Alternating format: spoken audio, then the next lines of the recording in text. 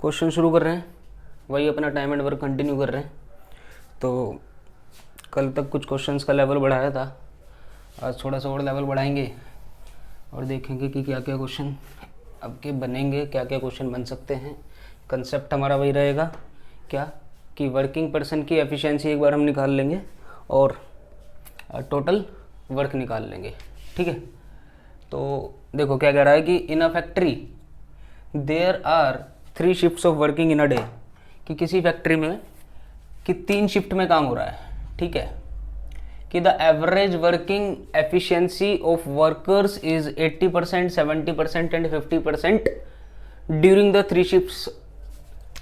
क्या कह रहा है कि तीनों शिफ्ट में जो वर्कर्स काम कर रहे हैं उनकी जो एफिशिएंसी है वो 80% है, 70% है और 50% है।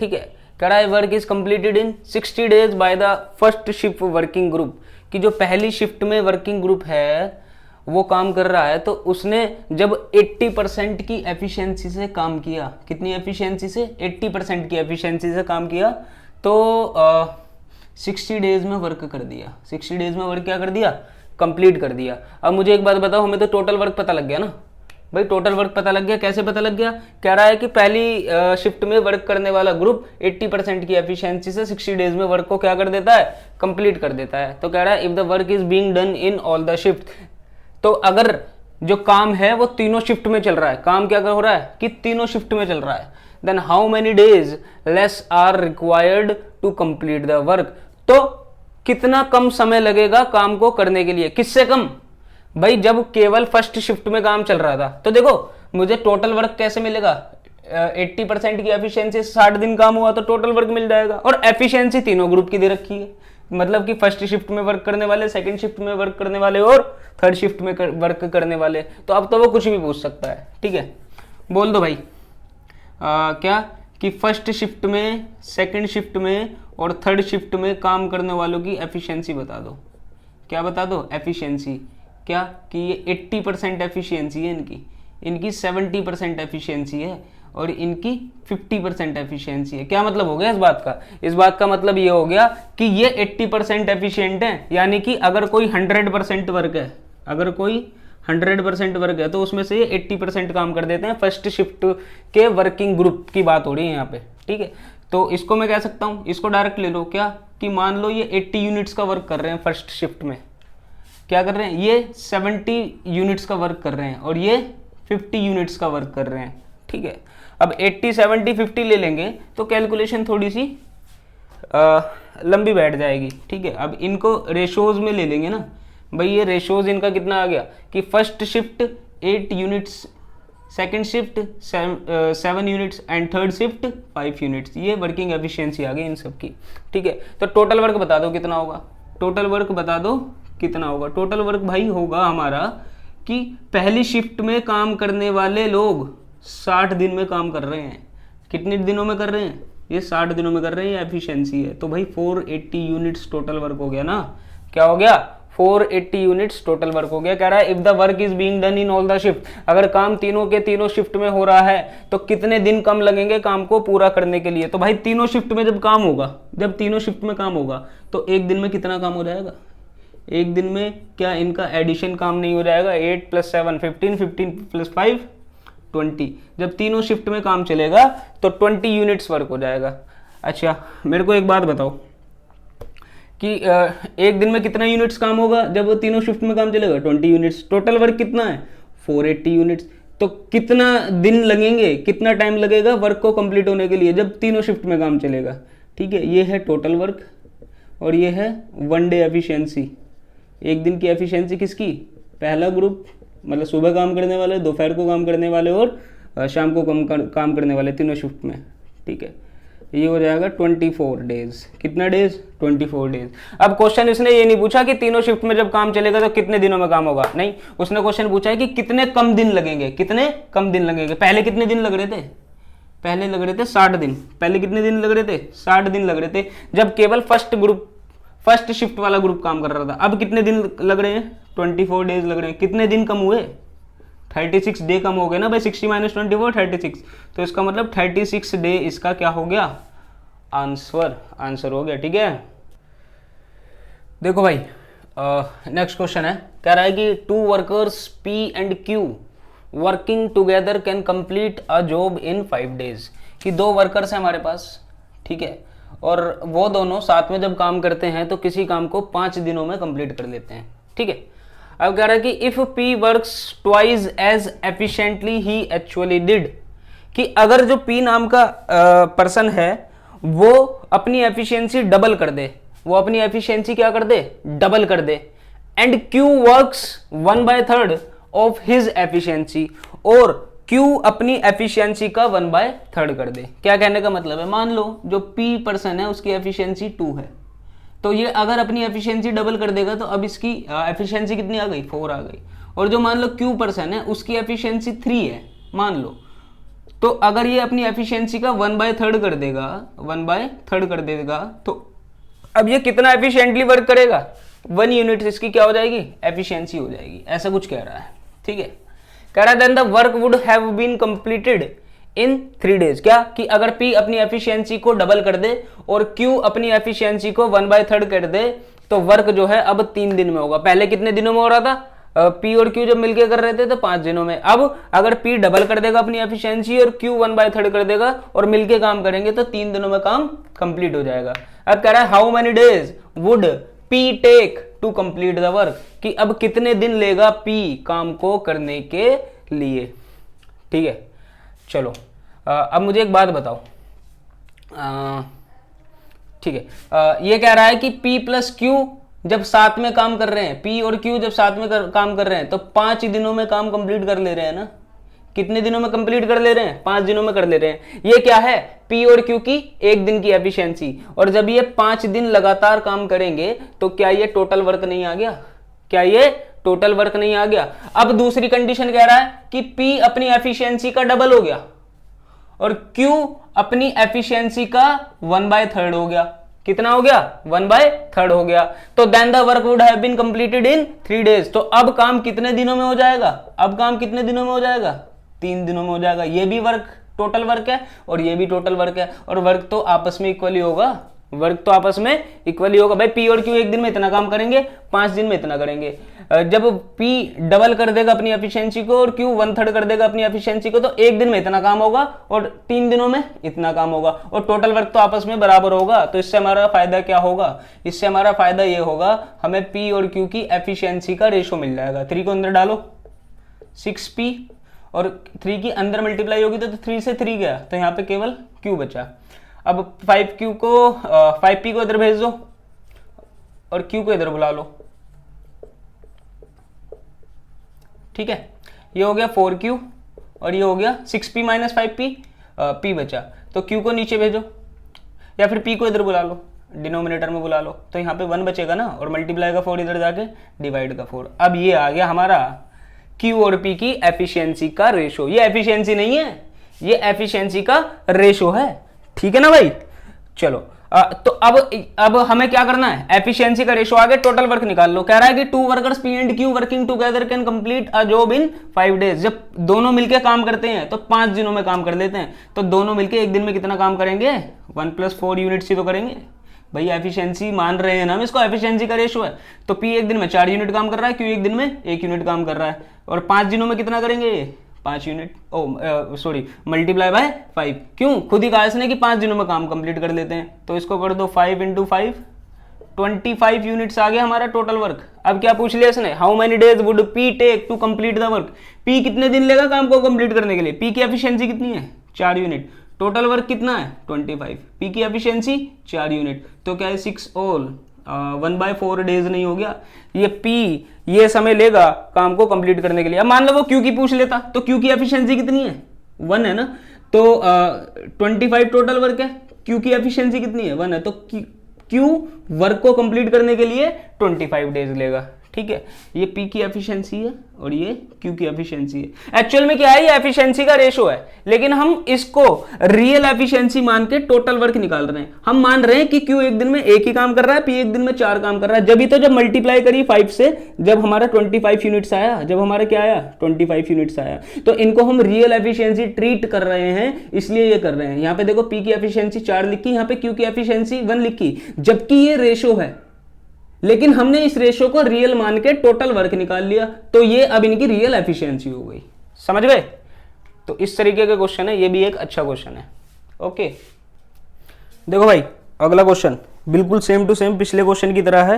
क्या कि एफिशिएंसी का हम बढ़ा रहे हैं या घटा रहे हैं। जैसे कि कह रहा है कि P and Q can complete a work in 8 days, कि P और Q नाम के दो पर्सन है, वो किसी काम को 8 दिनों में कंप्लीट कर लेते हैं। And if P works twice and Q works 1/3 of their efficiency, क्या कि P अपनी एफिशिएंसी का 2 गुना काम कर रहा है और Q अपनी एफिशिएंसी का 1/3 काम कर रहा है, तो the work will be completed in 6 days. तो अब जो काम है वो 6 दिनों में कंप्लीट हो रहा है। तो कह रहा है कि time taken by Q to complete the work, समय बताओ कि कितना समय लेगा Q काम को कंप्लीट करने के लिए। ठीक है, एक बार खुद अटेम्प्ट करो। और दूसरी बात मैं तुम्हें बताऊं कि इंग्लिश मीडियम वाले बच्चों को तो क्वेश्चन में कोई दिक्कत आ नहीं रही होगी। ठीक है, अब हिंदी मीडियम वाले बच्चों को क्या है, हिंदी में क्वेश्चन चाहिए। तो भाई एक्चुअल में क्या है कि क्वेश्चन लिखने में बड़ा टाइम लगता है, और इंग्लिश में मैं लिख रहा हूँ बेशक हूँ, लेकिन हिंदी में बोल भी तो रहा हूँ। ठीक है, ऐसी कोई बात नहीं है जो मैं जिसका हिंदी ट्रांसलेशन नहीं कर रहा हूँ। तो आई थिंक इतना ज़्यादा डिफिकल्ट नहीं है, और हिंदी मीडियम वाले बच्चे तो कर ही लेते हैं। क्या देखो, हिंदी मीडियम वाला बच्चा इंग्लिश के क्वेश्चन यहाँ देख के इतना ज़्यादा अनकंफर्टेबल फील नहीं करेगा जितना हिंदी का बच्चा, इंग्लिश मीडियम का स्टूडेंट जो है वो हिंदी लैंग्वेज को देख के अनकंफर्टेबल फील करता है। तो ज़्यादा टैलेंटेड है हिंदी मीडियम वाले, और मैं थोड़ा बोल भी रहा हूँ। तो देखो क्या कर रहा है कि P and Q can complete a work in 8 days working together. ये साथ में जब काम करते हैं, ये P और Q की एक दिन की एफिशिएंसी आ गई। काम कितने दिनों में कंप्लीट हो रहा है? 8 दिनों में, 8 दिनों में, है ना। अब ये कह रहा है कि अगर P अपनी एफिशिएंसी का 2 गुना काम करे और Q अपनी एफिशिएंसी का 1/3 काम करे, तो एक दिन में क्या ये इतना काम नहीं करेंगे? ठीक है, अब काम कितने दिनों में कंप्लीट हो रहा है? 6 डेज में कंप्लीट हो रहा है। और ये दोनों टोटल वर्क ही तो हैं, ये दोनों टोटल वर्क ही तो हैं। तो क्या ये दोनों आपस में इक्वल नहीं होंगे? बिल्कुल होंगे। इसको सोल्व कर दो, इसको सोल्व कर दो। क्या ये 8P 8Q हो जाएगा, ये 12P और 2Q हो जाएगा। P को इधर भेजो, 2Q को इधर भेजो, तो क्या ये 8Q minus 2Q equals to 12P minus 8P, ये 6Q इक्वल्स टू ये कितना हो जाएगा? 4P हो जाएगा। P को इधर बुला लो, एंड 6 डिवाइड में चला जाएगा, तो इसे 2 से कर दो। तो Q और P की एफिशिएंसी का रेशो आ गया 2/3। अब टोटल वर्क निकालने के लिए मैं इसी को रियल एफिशिएंसी बोल दूंगा। ये एफिशिएंसी का रेशो आया है। ठीक है, Q और P एक दिन में क्या 2 + 3 यूनिट्स काम नहीं करेंगे? कितने दिनों में काम हो रहा था? 8 दिनों में काम हो रहा था। तो क्या ये 5 × 8 40 यूनिट्स नहीं आ गया टोटल वर्क? अब कितना आ गया टोटल वर्क? 40 यूनिट्स। तो कह रहा है कि time taken by P to complete the work. अब Q कितना टाइम लेगा काम को कंप्लीट करने के लिए? Q की एफिशिएंसी कितनी है? 2 यूनिट्स है, 20 डेज। P कितना लेगा? टोटल वर्क 40 है, P की एफिशिएंसी 3, ऐसे कर देना 13 होल 1/3 डेज। ठीक है, 1/3 डेज। ओके, देखो भाई एक और अच्छा क्वेश्चन, अच्छा मतलब अच्छा क्वेश्चन है। कह रहा है कि R started a work and left working for day, कि R नाम का कोई पर्सन है, उसने कोई काम शुरू किया और 4 दिन काम करके चला गया।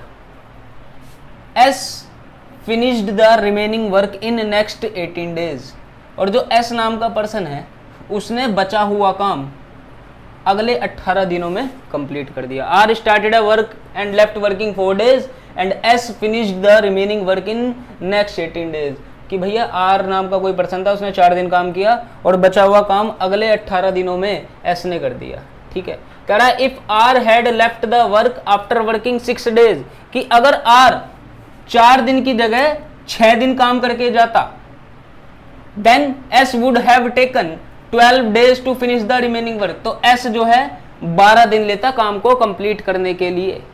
समझ में आया क्वेश्चन? समझ में आया? To finish the remaining work R and S alone can do the work in how many days, कि R और S टोटल काम को करने के लिए अलग अलग कितने दिन लेंगे। ठीक है, अब देखो क्या कह रहा है कि R ने कोई काम किया और 4 दिन करके छोड़ के चला गया, बचा हुआ काम S ने 18 दिनों में करा। अगर R 4 दिन की जगह 6 दिन बाद जाता, तो बचा हुआ काम एस जो है वो 12 दिनों में करता है। मुझे एक बात बताओ,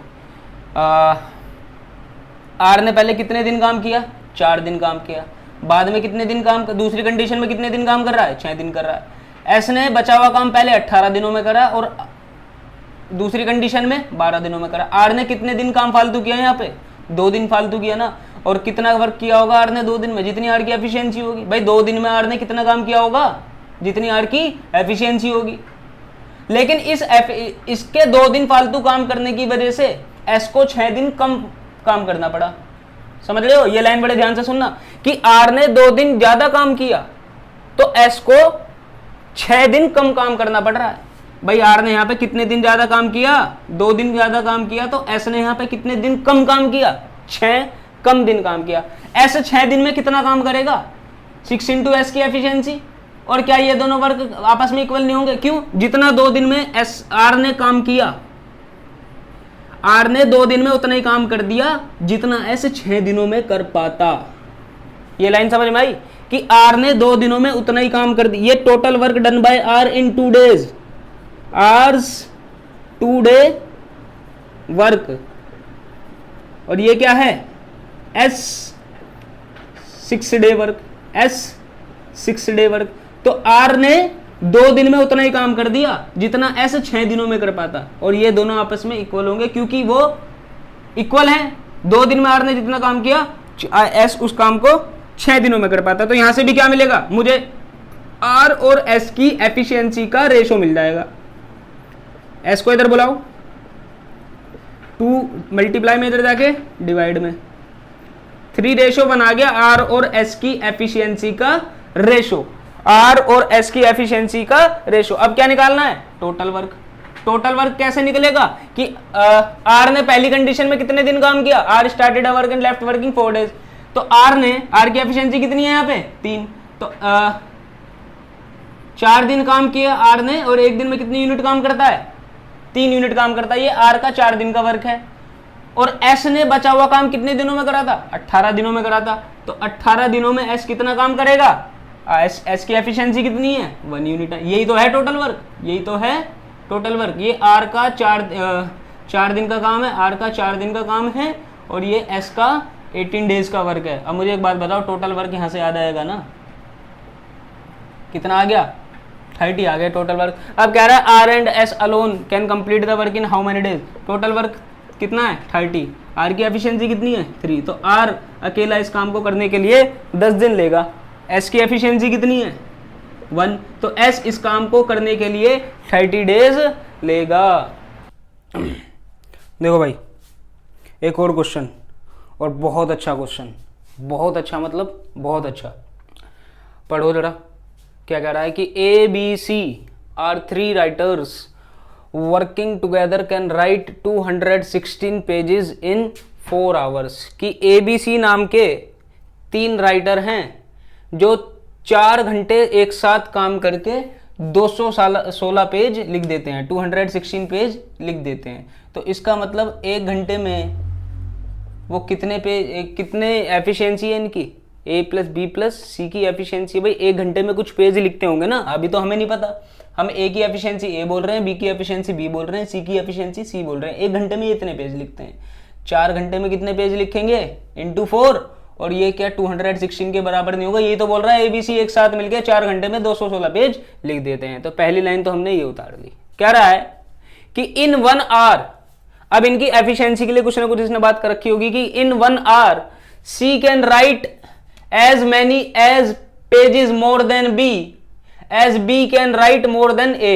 देखो अब ऐसे क्वेश्चन आते हैं ना, तो इस तरीके से कुछ लिखना क्या कि 1 घंटे में सी बी से उतने ही ज्यादा पेज लिखता है जितना बी ए से 1 घंटे में ज्यादा पेजेस लिखता है। 1 घंटे में ज्यादा पेजेस लिखता है। तो कहने का मतलब क्या है? मान लो, इस बात का मतलब बता रहा हूं मैं, मान लो कि ए 1 घंटे में 70 पेज लिखता है, ये ए की एफिशिएंसी मान लो। तो सी बी से 20 ज्यादा पेज लिखता है, तो बी ए से 20 ज्यादा। ये कह रहा है कि C can write same number of more pages in 1 hour than B as B writes in 1 hour more than A. कि बी सी बी से 1 घंटे में उतनी ज़्यादा पेज लिखता है जितना बी ए से। देखो इन दोनों का डिफरेंस भी 20 है और इन दोनों का डिफरेंस भी 20 है। इस बात का मतलब ये कह रहा है वो, ठीक है। लेकिन अभी हमें पता नहीं कि कितने हैं, तो इसके लिए कुछ ना कुछ कंडीशन दे रखी होगी। क्या कह रहा है, जब भी क्या कह रहा है कि C can type as many as pages in 5 hour, कि सी जो है ना 5 घंटे में उतने ही पेज लिख सकता है। कितने, एज ए इन 7 आवर्स, जितने की ए 7 घंटे में पेज लिख सकता है। ये इनकी एफिशिएंसी दे दी। सॉरी यहां से मुझे क्या मिल जाएगा, एफिशिएंसी का रेशो मिल जाएगा। मुझे एक बात बताओ, ए को इधर बुलाओ और 5 को नीचे भेजो, तो मुझे ए और सी की एफिशिएंसी का रेशो मिल गया। क्या, सी रेशो ए 7 और 5, 7 और 5, इसको यहां लिखो, 7 लिखो और यहां 5 लिखो, यहाँ पे 7 लिखो और 5 लिखो। अब मुझे इनके बीच की मिडिल टर्म चाहिए। अब मुझे वो वैल्यू चाहिए जो 7 से उतनी ही कम हो जितनी 5 से ज्यादा हो। समझ गए, 7 से उतनी ही कम हो जितनी की 5 से ज्यादा हो। ठीक है, ये वाली कंडीशन दी थी इन्होंने सी ए और सी की एफिशिएंसी का रेशो बताने के लिए, एफिशिएंसी का रेशो बताने के लिए। तो इस केस में क्या करते हैं, अरे एपी पढ़ी थी 10th क्लास में। एपी क्या होती है, किन्हीं भी दो टर्म्स का बीच का डिफरेंस क्या होता है, सेम होता है। ये 5 है और ये 7 है। मुझे मिडिल टर्म चाहिए ना, मिडिल टर्म को हम क्या बोलते थे, इनका मीन बोलते थे, अर्थमेटिक मीन। क्या बोलते हैं, अर्थमेटिक मीन। और अर्थमेटिक मीन कैसे निकलता है, बिल्कुल बीच की वैल्यू कैसे निकलती है, 5 + 7/2। भाई दोनों टर्म्स को क्या कर दो, आपस में सम करके 2 से क्या कर दो, डिवाइड कर दो। ये 12/2 = 6। इसका मतलब b की वैल्यू कितनी है, 6 है। b की वैल्यू कितनी है, 6 है। देख लो b 7 से कितना कम है, 1, और 5 से कितनी ज्यादा है, 1। 5 से कितनी ज्यादा है, 1। तो हमारी कंडीशन फुलफिल हो गई कि in 1 hour C can write as many as more pages than B, more pages than B, as B can write more than A, as B can write more than A. ठीक है, अब मुझे ये पता लग गया, मुझे ये ए बी और सी की एफिशिएंसी का रेशो मिल गया। मुझे ये ए बी और सी की एफिशिएंसी का रेशो मिल गया, तो मैं उसको यहां रख दूंगा 4 × 5 + 6 + 7। ये किसके बराबर आएगा, 216 के बराबर आएगा। इसको सोल्व कर लो, 7 और 6 13, 13 + 5 18 = कितना हो गया, 216। इसको सोल्व करो, 4 से काटो इसे, 54, इसे 18 से काटो, 18 3 = 54।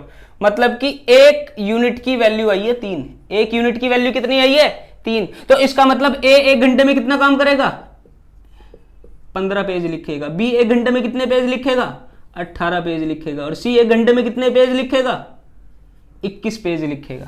समझ गए, समझ गए। तुम्हें पता है कि अगर मैं यहां a + b + c × 4 करता हूं, और यहां पे ए बी सी की जो एफिशिएंसी हमारी आई थी 5 + 6 + 7 × 4, ये कितना हो गया, 18 × 4 हो गया 72।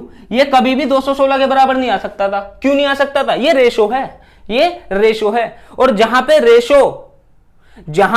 रेशो टोटल वर्क निकालने के लिए यूज किया गया हो, वहीं पे हम उनका वो रियल रेशो मानते हैं, रियल रेशो मानते हैं। जैसे कि मैं तुम्हें बता रहा हूं, क्या मतलब है इस बात का। जैसे मैंने कहा ए और बी नाम के 2 पर्सन हैं और इनकी एफिशिएंसी का रेशो 3:5 है, और ये दोनों किसी काम को मिलकर 5 दिनों में करते हैं। तो टोटल वर्क हम निकाल रहे हैं 3 + 5 × 5। तो यहां पे मैंने जो टोटल वर्क निकाला है वो रेशो को यूज करके निकाला है। तो यहां पे कितना हो जाएगा, 8 × 5 40 हो गया ना।